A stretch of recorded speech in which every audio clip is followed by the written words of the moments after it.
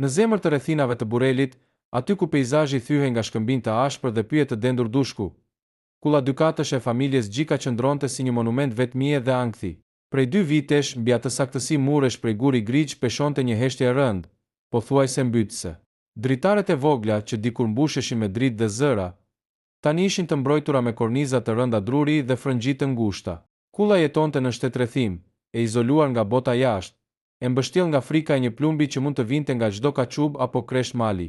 Rregullat e pashkruara të kanunit në këto treva nuk njihnin mëshirë dhe asko kalimi. Ato peshonin mbi supet e burrave më shumë se çdo ligj i shkruar nga dora e shtetit. Gjithçka kishte nisur në një ditë të mallkuar vjeshte 2 vite më parë. Një zënje e vjetër e mbartur brez pas brezi për kufit e kullotave dhe të drejtën e ujit në bjesh kishte degraduar në një sherr të përgjakshëm. Sokoli, vëllai i madh i Valbonës, në gjaknxehtësi e sipër dhe nën presionin e fyerjeve, kishte shkrehur armën duke lënë të vdekur në vend djalin e vogël të familjes Berisha. Ai djali ishte drita e syve të atij fisi, dhe që nga ai çast fati i Gjikajve u vulos. Fisi Berisha ishte më i fuqishmi, më i pasuri dhe më i repti në të gjithë zonën. Kryetari i tyre, Bardh Berisha, një burr i ashpër, me vështrim të mprehtë që nuk lëkundej kurrë dhe i njohur në mbar krahinën për fjalën e prerë dhe pushkën që nuk gabonte shenjë, kishte bërë betimin e madh mbi varrin e të vëllait. 2 koka për 1. Gjaku i tyre do të lahet vetëm kur kulla e tyre të mos ketë më burr mbi tokë. Ky betim nënkuptonte që Sokoli dhe Martini, 2 vëllezërit e Valbonës, ishin të dënuar me vdekje. Që nga ajo ditë, jeta brenda kullës së Gjikajve u kthye në një makt të pafundëm. Sokoli dhe Martini nuk mund të dilnin as deri në obor pa pasur tytën e pushkës të mbështetur në krah, dhe pa kontrolluar çdo cep me sy të trembur. Ata ishin të ngujuar. Rinat e tyre po fiteshin brenda 4 mureve të errta. Çdo zhurmë e vogël jashtë kullës, qoftë thyerja e një dege nga era, troku i këmbëve të ndonjë kafshe, apo fluturimi i një shpendi të natës i bënte ata të kërcenin në këmbë, me gishtin te këmbëza e armës, gati për të pritur sulmin e radhës. Valbona, një vajzë 20 vjeçare me një bukuri të egër e krenare, me sy të zinje të mprehtë si të skifterit dhe me një vullnet që ngjante me gurin e maleve ku ishte rritur, e shihte shtëpinë e saj duke ushuar ditë pas dite. Ajo nuk ishte thjesht një dëshmitare pasive e asaj vuajtjeje. Ajo ndjente peshën e çdo loti që nëna e saj fshinte fshehurazi me qoshën e shamis, sa herë që dëgjonte hapa të panjohur në rrugicën e fshatit. Ajo shihte baban e saj, një burr që dikur kishte qenë shtylla e shtëpisë dhe zëri i arsyes në kuvende, tani të thyer nga mosha, nga turpi i ngujimit dhe nga dhimbja e madhe. Plaku rrinte me orë të tëra pranë xhakut që mezi nxirrte tym, duke parë prushin që shuhej pa thënë asnjë fjalë, me vështrimin e humbur diku në kujtimet e kohërave kur familja e tij ecte e lirë dhe me ballin lart. Hasmeria kishte ngrirë çdo buzëqeshje, kishte ndalur çdo këngë dhe kishte elmuar edhe bukën që shtrohej në sofër. Darkat ishin më të vështirat. Familja mblidhej rreth sofrës në heshtje. Drita e kandilit hite hije të gjata e të frikshme mbi muret e gurta, dhe askush nuk kishte oreks të hante. Çdo kafshat fyti ngecte në fyt nga mendimi se ajo natë mund të ishte e fundit. Në netët e gjata e të ftohta të dimrit, kur dëbora mbulonte rrugët dhe izolimi bëhej edhe më i plot, Valbona rinte zgjuar në dhomën e saj të vogël në katin e dytë. Përmes dërasave të vjetra të tavanit, ajo dëgjonte përshpëritjet e dëshpëruara të vëllezërve të saj në odën ngjitur. Ata thurnin plane nga më të ndryshmet dhe më të rrezikshmet. Flisnin për të aratisur në mes të natës, për të kaluar kufirin ilegalisht e për të ikur diku jashtë shtetit, larg Shqipërisë, ku kanuni nuk mund t'i ndiqte. Por po aq shpejt sa ngrinin planet, po aq shpejt i rrëzonin. Ata e dinin mirë se berishët kishin sy dhe vesh në çdo fshat, në çdo kthes rruge dhe në çdo pikë kalimi. Njerëzit e Bardh Berishës paguanin spiun dhe ruanin çdo shteg. Aratisja ishte pothuajse e pamundur. Të dilje nga kulla do të thoshte të ofroja atyre një shënjestër më të lehtë në rrugë të hapur. Valbona e kuptonte se kjo situatë nuk mund të zgjaste përgjithmonë. Ishte thjesht çështje kohe para se dikush të bënte një gabim, para se dëshpërimi t'i shtynte vëllezërit të dilnin jashtë dhe të binin në prit, ose para se berishët të merrnin vendimin radikal për të mbyllur llogarit duke sulmuar vetë kullën me zjarre me plumb. Gjaku do të lahej me gjak, dhe pas vëllezërve të saj, radhën do ta kishin meshkujt e tjerë të fisit, duke krijuar një zinxhir vdekjesh që nuk do të mbyllej kurrë derisa të dyja familje të shkatërroheshin plotësisht. Në mes të asaj errësire dhe pashpresie, ndërsa dëgjonte erën e tërbuar të veriut që përplasej pas mureve të kullës, në mendjen e Valbonës nisi të kristalizohej një mendim i guximshëm, një ide aq e çmendur sa askush nuk do të guxonte as ta imagjinonte. Ajo e kuptoi se nëse burrat e shtëpisë ishin të bllokuar nga kodi i nderit dhe i armatës, duhet të ishte një grua ajo që do të thyente rrethin e vdekjes. Ajo vendosi se do të bënte sakrificën më të madh që një vajzë mund të bënte. Do të ofronte jetën, lirinë dhe të ardhmen e saj si monedhë shkëmbimi për të blerë jetën e vëllezërve të saj.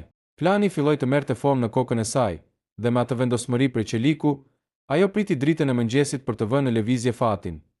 Mëngjesi i asaj dite erdhi i ftohtë, i ndezur nga një dritë e zbehtë që mezi depërtonte përmes mjegullës së dendur që kishte rënë mbi luginën e matit. Ishte një nga ato mëngjese ku toka dukej sikur mbante frymën, ku as shpendët nuk ciceronin e as gjethet nuk lëviznin. Brenda kullës së gjikajve, të gjithë ishin ende në gjumë të rëndë, atë gjumë të lodhur e të këputur që vjen vetëm pas netëve të gjata të rojes me gishtin të këmbëza. Valbona u çua pa bërë asnjë zhurmë. Hapat e saj mbi derasat e vjetra të shtëpisë ishin të lehtë si fllad. Ajo u afrua te musandra e madhe prej druri ku nëna e saj ruante veshjet më të mira të familjes. Me duar që i dridheshin pak, por me një vështrim që reflektonte një vendosmëri absolute, ajo zgjodhi rrobat e saj më të bukura tradicionale. Veshi xhubletën e punuar me aq kujdes, këmishën e bardhë si dëshmia e pafajësisë së saj dhe hodhi mbi kokë një shall të zi të madh, i cili jo vetëm që mbronte nga i ftohti i mëngjesit, por shërbente edhe si një vello e heshtur e fatit që po merrte përsipër. Pasi u sigurua që asnjë nga vëllezërit nuk ishte zgjuar, ajo hapi portën e rënd të shtëpisë dhe doli jashtë. Kur ajri ngriri preku fytyrën, për një moment ndjeu një shtrëngim në gjoks. Ajo e dinte mirë rrezikun. Edhe pse kanuni e ndalonte rreptësisht vrasjen apo prekjen e grave në gjakmarrje, kohët ishin të egra dhe tensioni mes dy fiseve ishte në pikën e vlimit. Çdo lëvizje e gabuar, çdo keqkuptim nga ana e rojeve të Berisheve, mund të ndiste një shkëmbim zjarri të ri. Por frika nuk kishte vend në zemrën e saj. Ajo ishte zëvendësuar nga dashuria për vëllezërit dhe dëshira për të mos parë më njerëzit e saj duke u fikur si qirinj në errësirë. Ajo eci për rreth një orë përmes shtigjeve të ngushta e të thyera shkëmbore, duke u ngjitur drejt pjesës më të lartë të fshatit, aty ku kulla e Berisheve dominonte të gjithë zonën si një kështjellë e pathyeshme. Sa më shumë i afrohej asaj kulle, aq më shumë ndjente peshën e gurve të saj të zinj. Ajo shtëpi ishte burimi i të gjitha maktheve të familjes së saj. Vendi ku thureshin planet për vdekjen e vëllezërve të saj. Kur hapat e Valbonës e qohet mbi kaldrëmin e oborrit të madh të Berisheve, dy burra të armatosur deri në dhëmb, që ruanin portën e jashtme, kërcyen përpara me pushkët gati. Sytë e tyre u mbushën me habi dhe rreptësi kur pa një vajzë të vetme, të veshur si për festë, duke ecur drejt tyre pa asnjë shenjë frike. Ndalo aty, thiri njëri prej tyre, një djalë i ri me tipare të ashpra. Kush je ti dhe çfarë kërkon në këtë kull? Këtu nuk ka vend për të huajt. Valbona ndaloi, uli pak shallin e zi që tu tregonte fytyrën dhe i vështroi drejtë në sy. Jam Valbona, vajza e gjikajve, tha ajo me një zë të lartë, të pastër dhe të palëkundur që bëri që roje të shkëmbeni një vështrim të habitur. Kam ardhur për të takuar të zotin e shtëpisë, Bardh Berishën. I thoni se kam ardhur për fjalë nuseje dhe për paqe, jo për luftë. Kanuni më mbron, e drejta e Zotit më lëson të flas. Rojet hezituan për disa sekonda. Emri i gjikajve ishte sinonim i armikut të tyre të përbetuar, por guximi i kësaj vajze për të shkelur e vetme në strofën e ujkut ishte diçka që meritonte respekt sipas kodeve të malësisë. Njëri nga burrat u kthye me shpejtësi dhe hyri brenda në kull për të lajmëruar kryetarin e fisit. Brenda odës së burrave, ku era e duhanit të fortë të dredhur përzihej me nxehtësinë e oxhakut të madh, Bardh Berisha po rrinte i ulur në qoshën e nderit, i rrethuar nga xhaxhallarët dhe kushërinjtë e tij më të afërt. Ata po diskutonin pikërisht për hapat e radhës në gjakmarrje. Kur roja hyri dhe tregoi se vajza e gjikajve priste te porta dhe kërkonte fjalë nuseje, në odë ra një heshtje aq e madhe sa dëgjoi vetëm kërcitja e drurve në zjarr. Burrat pa njëri tjetrin të habitur, disa vuri dorën te huri e disa murmurite me zemërim, duke e parë këtë si një provokim.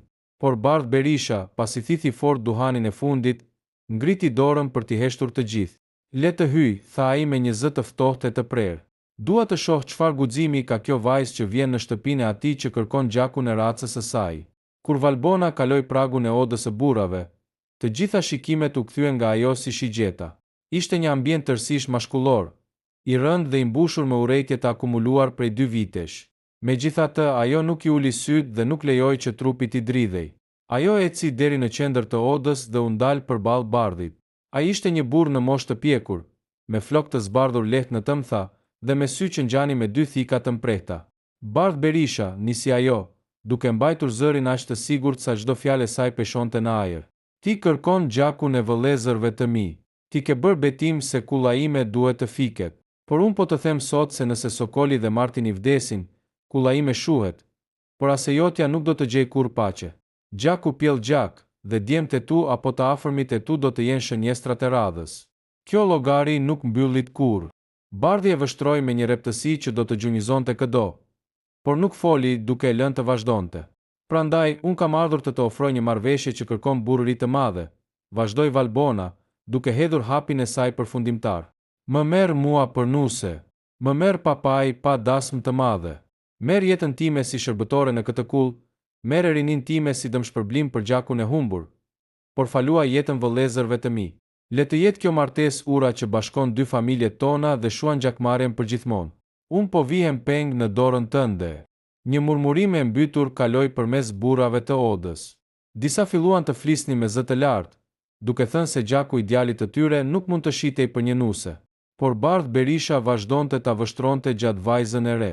Ai kishte parë shumë trimëri në jetën e tij, kishte parë burra që përballeshin me plumbin pa u trembur syri, por nuk kishte parë kur një vajzë që të ofronte lirinë dhe shpirtin e saj me atë lloj dinjiteti dhe force për të shpëtuar gjakun e saj. Ai e kuptoi se kjo vajzë kishte një racë të jashtëzakonshme. Pas një heshtjeje që u duk sikur zgjati me orë të tëra, ku fati i dy familjeve varri nga një fjalë vetme, Bardh Berisha u çua ngadalë në këmbë. Ai e rregulloi këmishën e tij dhe vështroi Valbonën drejtë në sy. Këtë herë me një fije respekti të fshehur në nashpërsinë e tij. Valbona e gjikajve, tha ai, dhe zëri i tij vuri ka pak çdo diskutimi në dhomë.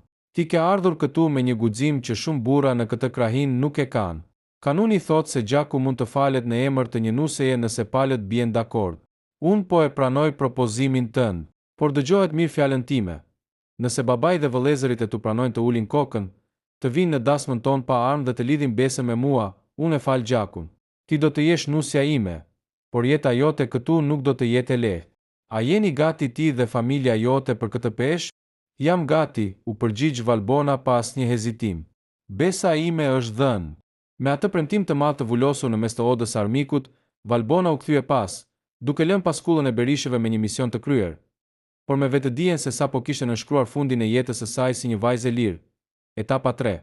Dasma e heshtur dhe nata e parë. Rrugëtimi i kthimit për në kullën e gjikajve ishte më i gjatë dhe më i rëndë se ai i mëngjesit. Kur Valbona shtyti portën e shtëpisë së saj, mjegulla e dendur kishte filluar të shpërndahej, duke zbuluar oborin ku vëllezërit e saj po pastronin armët në dritën e pakët të diellit. Sapo e pan të veshur me rrobat më të mira, me atë shall të zi që i mbulonte shpatullat dhe me një fytyrë ku lexohej një lodhje mbinjerëzore, Sokoli dhe Martini kërcyen në këmbë. Kur ajo u ul në odën e tyre dhe tregoi fjalë për fjalë marrëveshjen që kishte bërë në kullën e Berishëve, Oda shpërtheu. Sokoli i nxehtë dhe krenar goditi fort muri me grush. Kur bërtiti ai me zërin që i dridhe nga turpi dhe tërbuarja. Më mirë të dalë në mes të rrugës dhe të marrë 10 plumba në gjok se sa të shes motrën tim të armiku për të shpëtuar kokën. Çfarë do të thonë malet për ne? Që shpëtuam jetën duke u fshehur pas fustanit të një femre? Martini po ashtu u çua, me sy të mbushur me lot zemërimi, duke thënë se kjo marrëveshje u ulte ballin përpara krejt burrelit. Në mes të asaj zhurme dhe dëshpërimi, plaku i shtëpisë, babai i Valbonës, ngriti çibukun e tij të vjetër dhe goditi fort mbi sofrën e drunjë. Goditja bëri që Oda të heshte në qas. Ai i vështroi dy djemtë e tij me një shikim që përziente dhimbjen e thellë me një autoritet të padiskutueshëm. Heshni, tha plaku me zërin që i dridhe nga mosha, por që kishte peshën e gurit. Ajo vajzë po tregon më shumë mend, më shumë trimëri dhe më shumë burrëri se ju të dy bashk. Ju diti gjak nxehtësia të ngrinit armët dhe të na mbyllnit në këtë burg, por asnjëri prej jush nuk gjeti dot një shteg për të shpëtuar këtë shtëpi nga shuarja. Valbona po na blen jetën me jetën e saj. Ajo po shpëton fisin ton nga fyerja dhe vdekja. Nëse Bardh Berisha ka dhënë besën për ta kthyer gjakun në krushi, ne do ta ulim kokën, do t'i lëmë armët dhe do të shkojmë në atë dasmë. Për hir të jetës do të bëhet siç thot ajo. Dita e dasmës erdhi shpejt, e caktuar vetëm 2 javë më pas. Por ajo ceremoni nuk i ngjante asnjë feste që kishte parë krahina e matit. Sipas traditës, dasmat e veriut shoqëroheshin me të shtëna pushke që ushtonin maleve, me daulle që dëgjoheshin kilometra larg dhe me këngë kreshnike që ngrinin peshë zemra. Kjo dasmë, megjithatë, ishte krejtësisht e heshtur. Ishte një dasmë pa gëzim, ku atmosfera ngjante më shumë me një ceremoni zie e kthyer në një pakt politik. Krushit e Berishëve erdhën për të marrë nuse në heshtje. Kur Valbona kaloi pragun e kullës së saj të lindjes, nëna e saj nuk mundi as ta përqafonte dot nga dhimbja. Thjesht i hodhi një vështrim të gjatë që mbante brenda gjithë helmin e botës. Vëllezërit, Sokoli dhe Martini, e ndoqën pas autokolonën e heshtur pas një armë në brez, me duart e mbledhura grush në xhepa, duke mbajtur premtimin e dhënë për të shkelur në tokën e armikut me kokën ulur.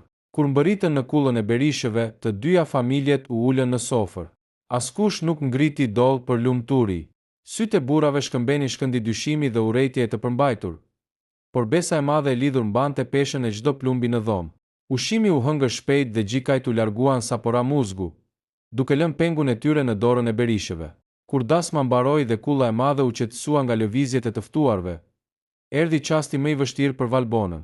Ajo u dërgua në dhomën e Nusës, një dhomë e ftohtë me mure guri, ku drita e vetme vinte nga një qiri që dridhej mbi një tryezë të vogël druri. Ajo qëndronte në këmbë në mes të dhomës, ende e veshur me petkat e Nusës, pa lëvizur si një statuje gjallë që priste dënimin ose fatin e saj. Pas disa orësh që u dukën të pafundme, dera u hap ngadalë dhe brenda hyri Bardh Berisha. Ai nuk kishte pamjen e një dhëndri të gëzuar. Fytyra e tij ishte ngrirë dhe serioze si gjithmonë. Ai e mbylli derën pas vete, hodhi gjaketën e tij mbi një karrige dhe u ndal pak hapa larg saj, duke vështruar gjatë. Valbona nuk i uli syt. Ajo e pa drejtë në dritën e syve e gatshme për çdo gjë. Bardhi bëri një hap pas, duke mbajtur një distancë respekti që ajo nuk e priste. Ti erdhe këtu me forcë, Valbona, tha ai me një zë të ftohtë, por që kishte një lloj rëndese të sinqertë. Unë e di mirë se ti nuk më ke zgjedhur mua dhe as këtë shtëpi. Ti erdhe për të bler jetën e Sokolit dhe Martinit, por dëgjohet mirë fjalën time. Unë jam Bardh Berisha dhe nuk mbaj në shtratin tim një grua që më shesi gjelatin e familjes së saj. Unë nuk marr me forcë atë që nuk më takon. Valbona e vështroi me habi, duke mos e kuptuar plotësisht qëllimin e tij. Bardhi i vazhdoi. Ti do të kesh respektin tim të plot përpara prindërve të mi, përpara xhaxhallarëve dhe përpara gjithë fshatit. Ti do të jesh zonja e kësaj shtëpie dhe askush nuk do të guxojë të të prek apo të të fyej. Por liria jote shpirtërore dhe zemra jote janë të tuat. Unë nuk do të të prek si bashkëshort derisa ti vetë, me vullnetin tënd të lirë, të shohësh të unë diçka më shumë se sa armikun e gjakut tënd. Deri atëherë kjo dhomë është e jotja dhe unë do të fle në odën e burrave. Pas i tha këto fjalë, ai ktheu shpinën dhe doli nga dhoma, duke lënë Valbonën të vetme në heshtjen e natës. Ajo u ul ngadalë në cep të krevatit të madh, duke hequr shallin e zi. Në atë moment, ajo kuptoi se lufta e saj e vërtet sapo kishte filluar. Nuk bëhej më fjalë për të shpëtuar nga plumbi, por për të mbjetuar dhe për të gjetur një rrugë mes nderit, detyrës dhe një burri që sapo kishte treguar një anë që ajo nuk e kishte imagjinuar kurrë. Etapa 4. Sprova e madhe e besimit. Muajt e parë në kullën e Berishëve kaluan në një tension të padukshëm por mbytës. Valbona u tregua një nuse jashtëzakonshme. Ajo zgjohej para se drita e diellit të prekte majat e maleve, ndiste oxhakun, gatuante bukën e rënd të misrit dhe kujdesej për prindërit e moshuar të Bardhit me një përkushtim me respekt që habiti të gjithë. Askush nuk e dëgjoi kur të ankohej apo të hidhte një fjalë të gabuar. Megjithatë, për pjesën tjetër të fisit xhaxhallarët, kushërinjt dhe djemtë e xhaxhallarëve të Bardhit që jetonin në shtëpitë përreth, ajo mbetej vajza e armikut. Ata e shihnin me dyshim të thellë, duke përshpëritur pas shpinës se gjaku i gjikajve nuk mund të bëhej kurrë gjak i pastër për kullën e tyre, dhe se ajo mund të ishte një kal troje i dërguar për të hakmarrë nga brenda kur t'i jepej mundësia. Bardhi, besnik ndaj fjalës së dhënë natën e parë, mbante një distancë të respektueshme. Ai flinte në odën e burrave, por përpara të tjerëve e trajtonte Valbonën si zonjë legjitime të shtëpisë, duke ndalur me një vështrim çdo përpjekje të afërmëve të tij për ta fyer apo lënduar. Mes tyre lindi një komunikim i heshtur, i ndërtuar mbi vëzhgimin dhe respektin e ndërsjellë. Por asnjëri nuk guxonte ta bënte hapin e parë për të thyer akullin e vjetër të hasmerisë. Sprova e vërtet, ajo që do të peshonte mbi fati e të gjithëve, erdhi në një natë të ftohtë në fund të vjeshtës. Mjegulla e dendur kishte rënë mbi fshat dhe shumica e burrave të aftë për armë të fisit Berisha, përfshirë edhe rojet kryesore, kishin zbritur në qytet për një mbledhje të rëndësishme fisesh dhe për të zgjidhur një pazar bagëtish. Në kull kishin mbetur vetëm Bardhi, prindërit e tij të moshuar, Valbona dhe disa fëmijë të vegjël të kushërinjve. Rreth mesnatës, qenë e stanit filluan të lehnin me një tërbuarje të pazakontë. Valbona, e cila flinte gjithmonë me veshin 4, u çua menjëherë. Përpara se të ndiste dritën, dritaret e katit të parë u shkundën nga krismat e para të tmerrshme të armëve. Një grup hajdutësh bagëtish dhe armiq të vjetër të Berishëve nga krahinat fqinje, të cilët kishin marrë vesh se kulla ishte pothuajse e zbrazur, kishin organizuar një prit të armatosur për të marrë hak dhe për të plaçkitur shtëpinë më të pasur të zonës. Bardhi u hodh nga shtrati në odën e burrave, mori automatikun dhe doli në dritare për të kthyer zjarrin. Por sulmi ishte i sinkronizuar mirë. Dy plumba kaluan tepërtej kornizës së drunjt dhe një copë guri e thyer nga muri e goditi atë rënd në krahun e djathtë, duke i shkaktuar një plagë të thellë që nisi të rrithej gjak me rëmbi. Arma i ra nga dora mbi dy sheme. Kur Valbona hyri me shpejtësi në odë, e gjeti bardhin të mbështetur pas murit, duke shtrënguar krahun e gjakosur, me fytyrën e zbehur por me sytë që ende shkëndionin rreptësi. Poshtë në obor, breshëritë e armëve vazhdonin të goditnin portën e madhe, dhe britmat e sulmuesve kërkonin dorëzimin e kullës. Në atë moment paniku, ku çdo grua tjetër do të ishte fshehur ose do të kishte pritur fatin, Valbona tregoi se çfarë gjaku kishte në damar. Ajo nuk bërtiti. U afrua me hapa të shpejt, mori automatikun e bardhit nga dyshemeja dhe mbushi me një lëvizje të prerë. Më pas, u afrua te frëngjia e ngushtë e gurit. Çfarë bën? I thiri bardhi me zë të mbytur nga dhimbja. Nuk është lufta jote kjo. Sot kjo është çata ime, Bardh Berisha, dhe askush nuk ka për ta djegur sa të jem unë gjallë. U përgjigj ajo pa kthyer kokën. Valbona mbështeti tytën e armës në frëngji dhe nisi të qëllonte me saktësi drejt hijeve që lëviznin matan rrethimit të oborit. Ajo kishte mësuar ta përdorte armën që fëmijë nga vëllezërit e saj, dhe çdo shtënë i saj bënte që sulmuesit të tërhiqeshin pas makinave dhe shkëmbinjve, të befasuar nga rezistenca e fortë që po gjenin në një shtëpi që supozohej të ishte e pambrojtur. Por ajo e dinte se municionet nuk do të zgjasnin përgjithmonë. Atëherë thiri djalin e vogël të njërit prej kushërinjve që ishte fshehur në shkallë, i shkroi shpejt 2 rreshta në një copë letre dhe i tha: "Dil nga dritarja e pasme e bodrumit, rëshit në përpërua dhe shko me vrap te kulla e gjikajve në Burrel. Jepi këtë Sokolit. Thuaju se kulla e Berishëve po sulmohet dhe besa e lidhur është në rrezik." Djali u zhduk në errësirë. Valbona vazhdoi të mbante rrethimin për më shumë se gjysmë ore, duke ndëruar karonatorët dhe duke i dhënë kuraj prindërve të bardhit, ndërsa vetë bardhi e shihte nga dyshemeja me një përzierje habie, admirimi dhe një dhimbje që nuk vinte më nga plaga, por nga thyerja e çdo paragjykimi që kishte pasur për të. Kur shpresat po fiteshin dhe municionet po mbaronin, nga fundi i luginës u dëgjuan krisma të reja armësh dhe drita mjetesh që po afroheshin me shpejtësi. Ishin Sokoli dhe Martini. Sa po kishin marrë mesazhin e motrës, 2 vëllezërit e saj nuk kishin humbur asnjë sekond. Kishin rrëmbyer armët dhe kishin vrapuar drejt kullës armikut të tyre të vjetër, jo për të vrarë, por për të mbrojtur nderin e motrës dhe besën që kishin nënshkruar. Me 2 vëllezërit gjikaj që sulmuan nga pas krahëve dhe Valbonën që qëllonte nga frëngjit, hajdutët u gjendën në mes të 2 zjarreve. Të thyer dhe të panikosur, ata u detyruan të tërhiqeshin në përpyje, duke lënë pas 2 të plagosur. Kur agimi nisi të zbarte mbi kullën e dëmtuar nga plumbat, obori u mbush me njerëz. Sokoli dhe Martini qëndronin në mes të oborit, me armët ende të nxehta në duar. Bardhi doli jashtë i fashuar në krah, i shoqëruar nga Valbona. 2 vëllezërit dhe Bardh Berisha u vështruan gjatë në sy. Nuk kishte më urrejtje në atë shikim. Kishte gjak të derdhur përsëri, por këtë herë ishte gjak i derdhur bashk për të mbrojtur të njëjtën qatë. Bardhi bëri përpara dhe, për herë të parë, shtriu dorën e tij të majtë të shëndosh drejt Sokolit. "Ju erdhët në shtëpinë time si vëllezër kur unë kisha nevojë," tha Bardhi me zë të lartë që ta dëgjonin të gjithë kushërinjtë që sapo kishin mbërritur. "Sot kjo kull ju ka borxh jetën.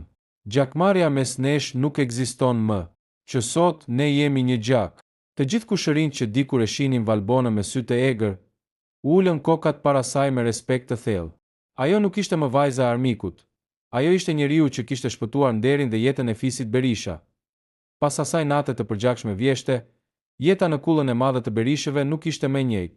Gjurmët e plumbave mbi muret e gurta mbetën se alternative një dëshmie të gjallë, por brenda shtëpisë i ftohti i dyshimit ishte zëvendësuar nga një ngrohtësi e re. Askush nuk guxonte më ta quante Valbonën vajzën e armikut apo ta shihte me nënqeshje pa shpinë. Përkundrazi, sa herë që ajo kalonte në probor apo zbriste në fshat, burrat e moshuar ngrinin dorën në shenjë respekti dhe gratë e zonës flisnin me admirim për nusën trimëresh të Burrelit. Ndryshimi më i madh, megjithatë, ndodhi me saj dhe Bardhit. Plaga në krahun e tij u shërua ngadalë, por plagët e vjetra të shpirtit dhe urrejtja që kishte mbajtur për 2 vite u fshin plotësisht. Natën e parë pas sulmit, kur Bardhi hyri në dhomën e nusës, ai nuk u kthye mbrapa drejt odës së burrave. U ul pranë saj, mori duart e saj që kishin mbajtur peshën e armës për të mbrojtur shtëpinë e tij, dhe vështroi me një butësi që askush në atë krahin nuk ja kishte parë kurrë.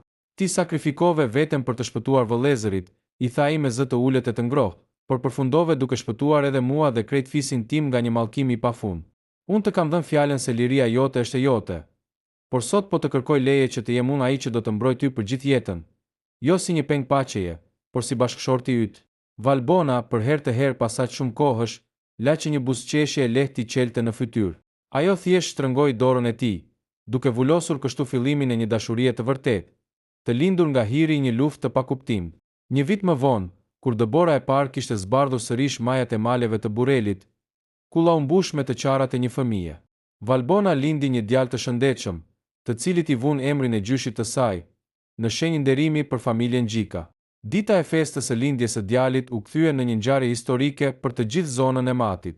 Porta e madhe e Berishëve u hap kanat më kanat dhe obori u mbush me miqe të ftuar. Për herë të parë pas dekadash armiqësie, në krye të sofrës së madhe të odës së burrave, rreth e përqar Kogjakut, ishin ulur bashkë Bardh Berisha, babai i moshuar i Valbonës, si dhe Sokoli me Martinin. Ata nuk mbanin më armë në brez. Në vend të tyre ndanin duhanin, ngrinin gotat e rakisë dhe bisedonin si miq të vjetër e si krush të nderuar. Në kulmin e festës, Bardhi u çua në këmbë, mori djalin e vogël në krah dhe doli përpara të gjithë burrave të mbledhur në odë. Ai hodhi vështrimin nga Valbona, e cila qëndronte pranë derës duke e parë me sytë e mbushur me lot gëzimi. Vëllezër dhe miq, tha Bardhi me zërin që i ushtonte në të gjithë kullën. Ky fëmijë që mbaj sot në krah ka në damarët e tij gjakun e dy familjeve që dikur ishin betuar të shkatëronin njëra tjetrën. Por ky fëmijë dhe kjo paqe që gëzojmë sot nuk erdhën nga fuqia e armëve dhe as nga frika e plumbit. Kjo paqe erdhi nga mençuria, durimi dhe guximi i jashtëzakonshëm i një gruaje. Valbona e Gjikajve erdhi në këtë shtëpi si një peng për të shuar gjakun, por sot ajo është shtylla dhe nderi i kësaj kulle. Plaku Gjika ngriti gotën dhe uroi me zë të dridhur. U shkroft në gur kjo paqe, e mos u prishet kur në jetë të jetëve. Nga dritaret e hapura të kullës, ku dikur qëndronin frëngjit e errta të ngujimit, tani hynte drita e ngrohtë e diellit dhe ajri i pastër i maleve. Valbona shikonte luginën e gjerë të Burelit dhe ndjente se sakrifica e saj e madhe kishte marrë kuptimin më të lartë. Vëllezërit e saj ishin të lirë, familja e saj ishte e sigurt, dhe mbi ato male të ashpra, ku kanuni kishte sunduar me shekuj me ligjin e vdekjes, ajo kishte arritur të shkruante një histori të repaqeje dhe jete që do të tregojë brez pas brezi.